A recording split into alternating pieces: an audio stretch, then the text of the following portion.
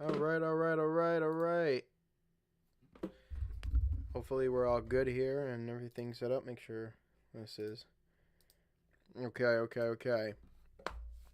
Ladies and gentlemen, welcome to the Wrestling Pod. I'm your host, Carlito Santiago, and today I'm here to review Monday Night Raw for you guys. Of course, on the heels of a Saturday night main event that saw the return of a big Bronson Reed and his alignment with Seth Rollins, Braun Breaker, and Paul Heyman. WWE Raw hit Netflix airwaves with a jam-packed show focused on the build to Money in the Bank on June 7th. With two qualifying matches, of course, at stake here with three bouts, and also a three-way bout for the tag team titles. What went down Monday night in Tampa in the Yoling Center? Well, I can tell you what went down because we're here. And of course, like always, please, if you guys love this channel and you love me and you love what I bring, please hit that subscribe button, drop a like, comment down below, and turn on those post notifications so you never miss a live stream again. So, Seth Rollins and his crew was able to kick off Monday Night Raw as we had, of course, Seth Rollins in his fabulous little nice suit, along with, of course, Mr. Big Bronson Reed and Braun Breaker, and, of course, his new wise man, Paul Heyman. And they really don't have a name. They have an unnamed faction together. I guess it's just the Seth Rollins. I guess, honestly, this feels more like the Messiah shit, for real. This honestly feels like the Messiah shit. Heyman put over Braun Breaker and Bronson Reed as only he can before handing over the microphone to the visionary, the revolutionary, the architecturer, son of a bitch, Seth Rollins. Sorry, Seth fucking Rollins, may I add. Seth Rollins cut a solid heel promo in which he lashed out at the fans before vowing to win the Money in the Bank briefcase, something he says is more powerful than the World Championship. Because he's a revolutionary. Cue the theme song, of course. Whoa, whoa. This worked in that Heyman put over why the group is even more unstoppable, with Reed joining Breaker as backup for Rollins, who laid the foundation for his night as he will compete in Money in the Bank qualifying match later in the night and take one step closer towards a berth in the men's match on June 7th. Solid, unspectacular, but most definitely effective. A badass and a true bloodline of badasses, Heyman described Breaker. I love that. But one other thing they really did here, too, was they sort of mentioned that, like Heyman cited the amount of damage Reed did to Rollins in a short period compared to what Roman did as the reason why the the visionary wanted him to join the group. I didn't think that made any fucking sense. Like, why would you want somebody who could destroy you? Right? Like, why would you want somebody who could destroy you easily on your group? Just because, like, I don't get that one. And let's not forget, you had a fucking match with him back at, like, a Saudi Arabia pay-per-view. So, what the fuck? That one thing just did not make sense with me. Did not connect. But we're just going to go with it anyway. This right here, so Heyman cited the amount of damage Reed did to Rollins. Okay, so you're a big man who can destroy me. Fuck. Really starting off like that. Great. That's just great. But we're going to start off with our men's qualifying match, of course. It was Penta, Dragon Lee, and El Grande Americano. Chad Gable. So, Penta is heading to Money in the Bank for a chance to compete for the coveted briefcase, following a win over Dragon Lee and Chad Gable in a triple threat match that was very impressive. Gable survived a devastating pile driver and shined, as usual, the best wrestler in the ring, full of immensely talented competitors. Lee showed out with a dive that caused Pat McAfee to drop in.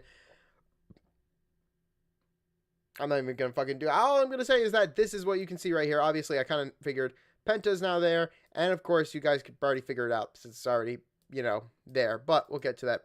Again, a good fast-paced match that continued one story, including Vicino and Gable's vendetta against Lucha Libre.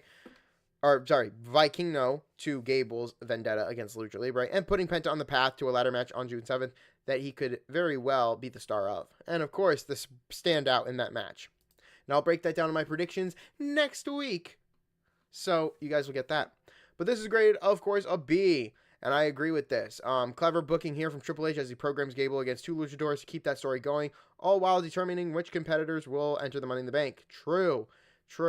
This match was just so great. One of the moments that I saw that I thought was scary was when I think it was Dragon Lee did a powerbomb to Gable that fucking almost looked like it hurt his neck. And the other one was Dragon Lee jumping from the fucking apron out to the goddamn announce table. That looked fucking like reckless, and Gable was all a part of that. But yeah, I like this.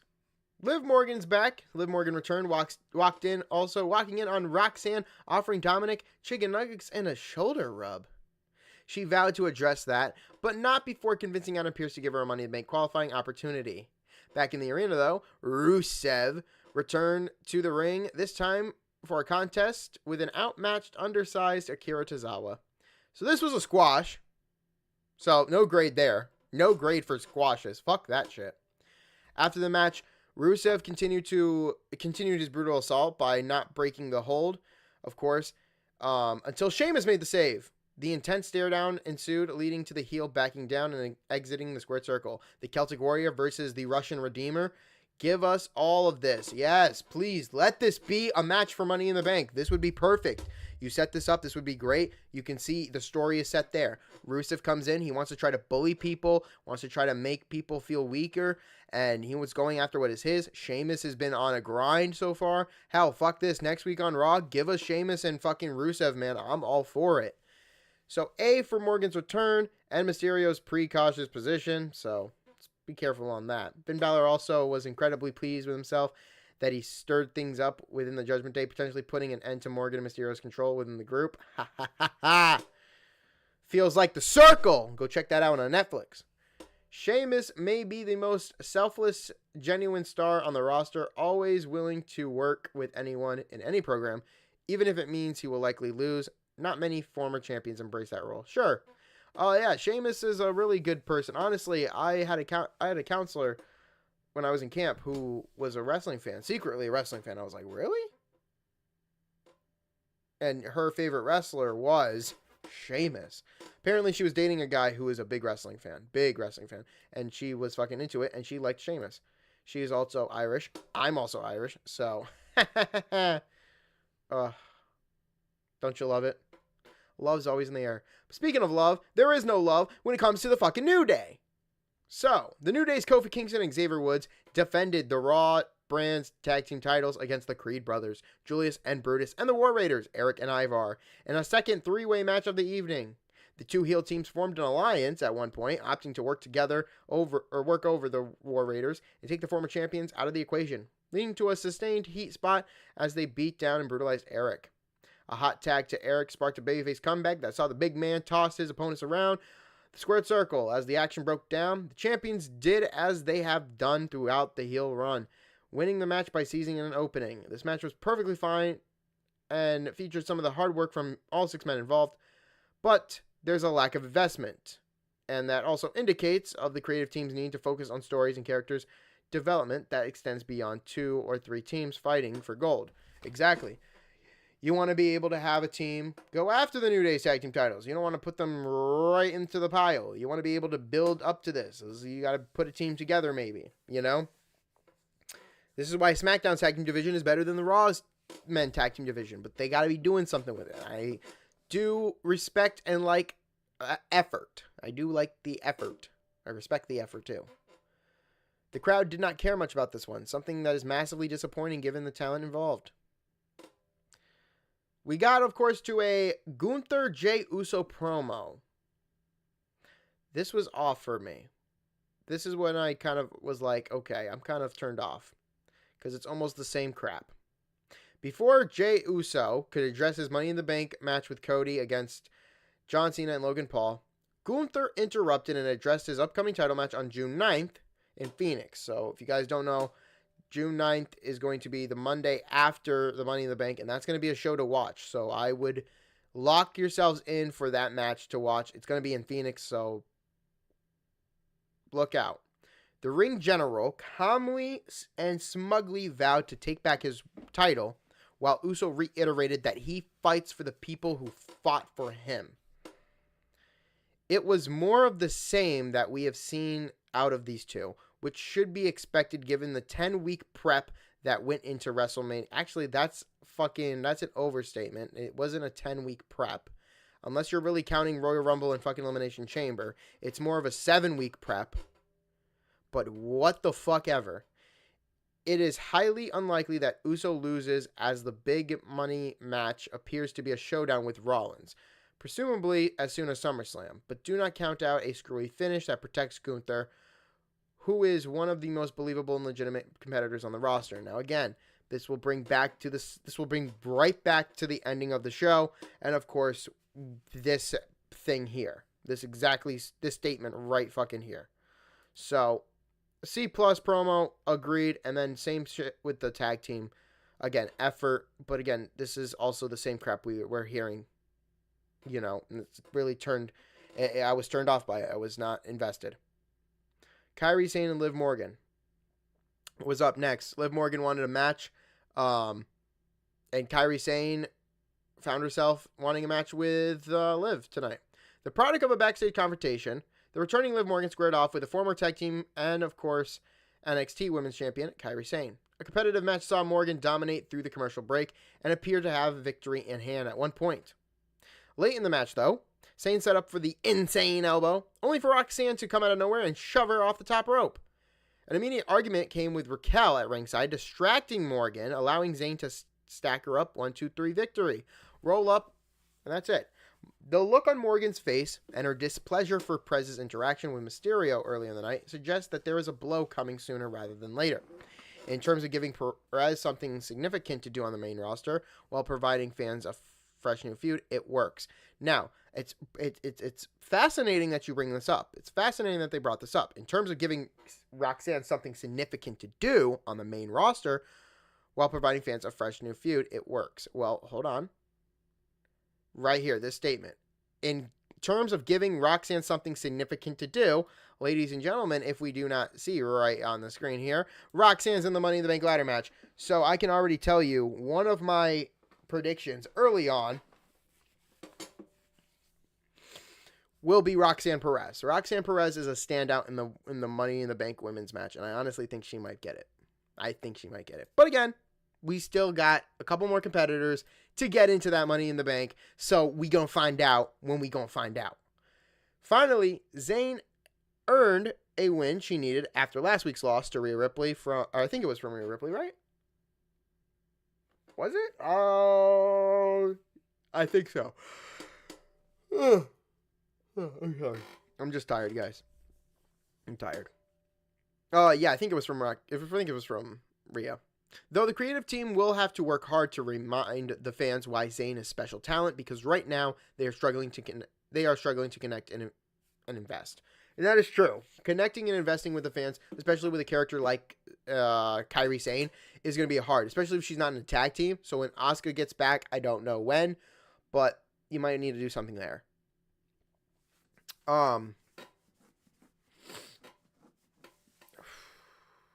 Great to see, plus I agree. Morgan didn't really need the win, but the distraction and everything works. Again, this thing I agree with 100%.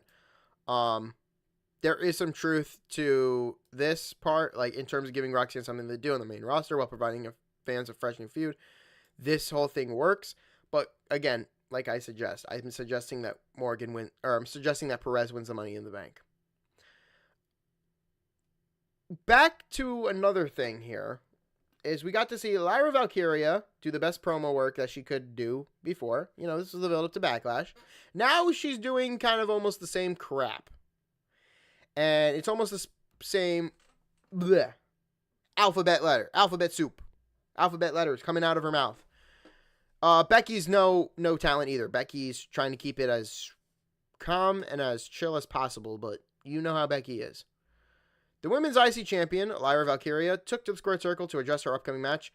rematch against Becky at Money in the Bank. She's having that. Great. So we got another match. She denounced the idea that the man can just request and receive a title match without actually earning one. But that is right out of Lynch's playbook, isn't it? The former women's champion interrupted and a verbal back and forth ensued, during which a challenge was laid down. A stipulation, might I add. If Lynch loses to Valkyria, she will never challenge for the IC Championship again. Okay? What happens if the champ loses? Well, if the champ loses her title, she must graciously raise Becky's hand in victory.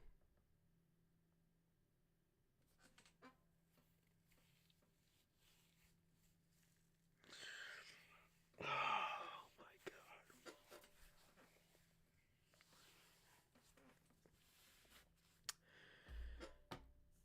I'm not going to lie to you. This is a fucking shitty, stupid stipulation. This is a stupid fucking stipulation. Clearly, there's more significance to somebody never challenged for the IC title again than there is having the champion lose her title so she can have her hand raised in victory. The promo, much like Uso and Gunther's early in the show, achieved nothing new of note, but did hype up a future match. The difference is at least a stipulation was added to the equation, which should help the rematch of one of the best matches at Backlash that much more interesting. Yeah, no, it doesn't fucking help at all. So, hold on. You're saying that if I were to go one-on-one with somebody for the championship, my stipulation is, okay, if I lose to you, I'm never going to challenge for the title again. Great. But if I win, I'm going to have my hand raised in victory? You're going to declare me, you're going to raise my hand? What is this about? Respect? Is this what it's about? If it's about respect, okay, sure, I get it. But like, what? Maybe like a kickoff of the main roster? Like if I win the championship, you're off of the main roster, or you're gone. Bye, see ya. I'm never going to be able to challenge for the title again. I think it's only fair that you get kicked off the main roster. Fucking what? Again, I like this being said here, of course. Special stipulation matches where one superstar vows to never challenge for a title again almost always spoils the winner. Unless you are Cody Rhodes in AEW, which is true.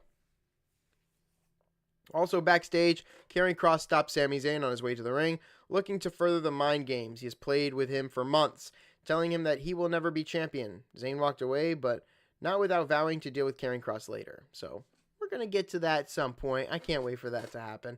Karrion Kross, Sami Zayn finally getting a match with each other. That would be nice. More Kathy Kelly, please. More Kathy Kelly. I've seen some signs like that, too. But our main event, ladies and gentlemen, Mr. Seth fucking Rollins, Sami Zayn, and Finn Balor for the 4th spot in the men's Money in the Bank qualifying match. And you guys have already seen it.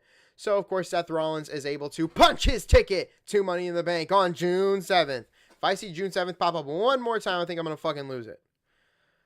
No. So, of course, this was a strong main event, which saw Seth Rollins outlast Sami Zayn and Finn Balor to cash his ticket to, of course, Money in the Bank.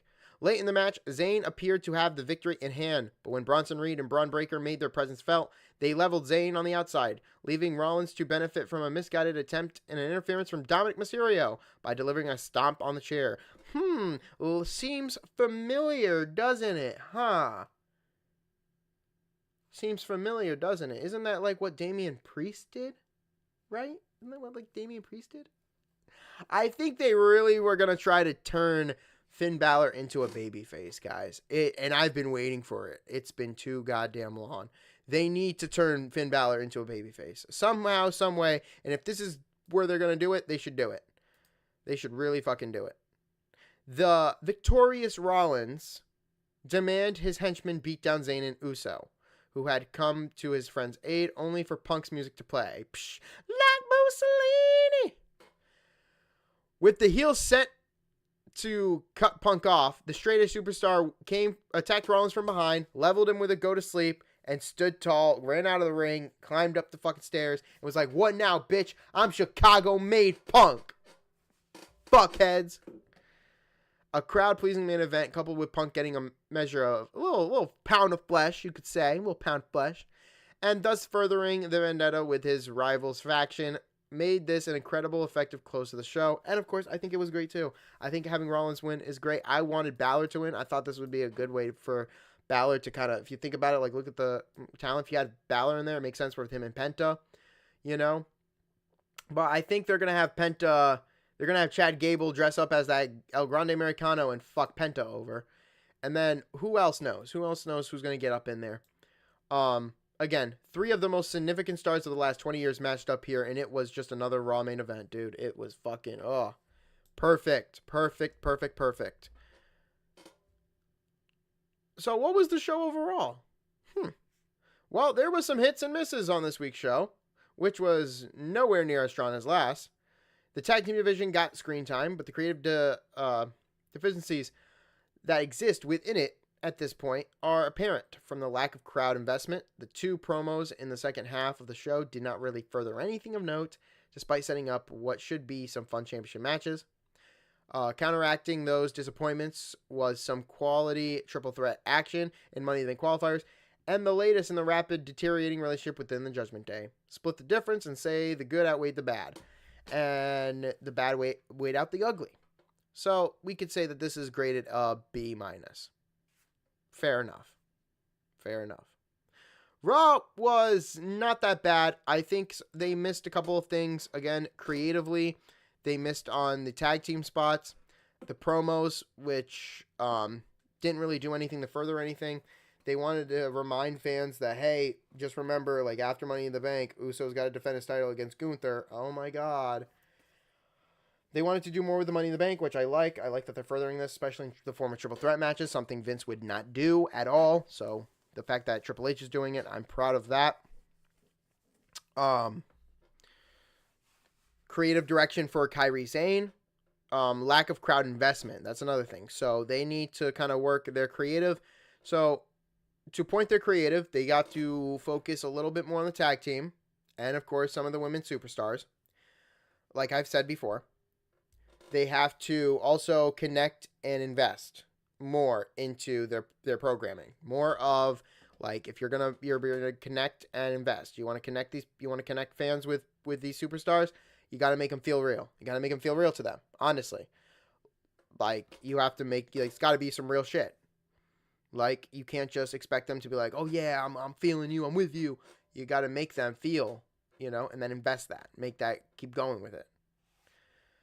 Nonetheless, this is another Raw, just like any other Raw. Not bad. Not a bad Raw. I think last week's was a bit better, to be honest with you. But, yeah. So, a lot of things to break down here. A couple of things I've seen on social media as of late concerning, of course, with what went down at Double or Nothing for AEW. I would like to send out appreciation and congratulations to AEW for their Double or Nothing pay-per-view. Honestly, I didn't watch it, but by the highlights and by the scores and by the data and by all the fucking records of results that I found, not a bad show. Really great show. So, I got a couple of news outlets here, but I want to make an announcement here from the WWE. For immediate release, WWE announces massive weekend takeover in Atlanta in July. July 12th and July 13th. State Farm Arena to host Saturday Night Main Event on Saturday, July 12th, and Evolve on Sunday, July 13th. The Great American Bash to emanate from Center Stage Theater on the afternoon of Saturday, July 12th. You got 2-day combo ticket packages for Saturday Night Main Event and Evolve on sale tomorrow, May 28th at 10 a.m. Eastern, 7 a.m. Pacific. Pre-sale access begins today at 10 a.m. Eastern and 7 a.m. Pacific. So again, on-sale tickets will be available tomorrow in the morning. Go check them out. But yeah, so if you guys did not get that, so Great American Bash, NXT's Great American Bash will be happening in the afternoon in July. Then, later on in the night, you will get Saturday Night Main Event. And then the day after, the 13th, will be Evolution for the ladies. Which is interesting about this is that AEW is doing All In the afternoon. So they're going head to head with NXT.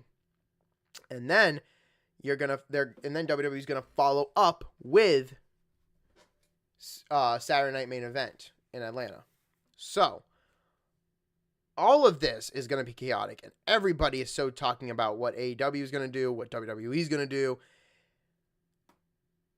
I don't know when, but I have talked about wanting to put everything I know about AEW, my thoughts on AEW, what I think about AEW, and practically all of it is going to be a fucking rant. I do have some good about it. I don't want to be biased and say, like, oh, it's a terrible, bad company, but most of the fucking criticism that's going to come from me to AEW is going to be negative. I'm just putting it out there right now. I like to do these stories and rants on Thursdays, so on non-PLE weeks. I don't know when I'm going to do it, but when I do it, you will see it. It'll be up here. I always set my streams early. You guys know me. But I plan on doing it practically soon. I hope June, somewhere in June, I can do it. If you have to wait until July, that's possible. But I would love to talk about AEW and what I think Tony's doing wrong and what he should be doing, and give you my takes, because I've watched the company grow as well. I've seen the superstars go in and what the main goal was originally. So, yeah, I'll catch you guys. This has been the Raw review. I will catch you guys on Saturday with Lewis. Lewis will be there. We'll talk more Money in the Bank. And then next week, of course, Raw before Money in the Bank, SmackDown before Money in the Bank. My predictions videos will be out. You guys can check that all out. If you've missed any of the Raw or SmackDown reviews, I have a playlist set up for you guys to go check them out. Or you can go back and watch them. So, yeah. Until Saturday, I'll see you guys when I see you guys.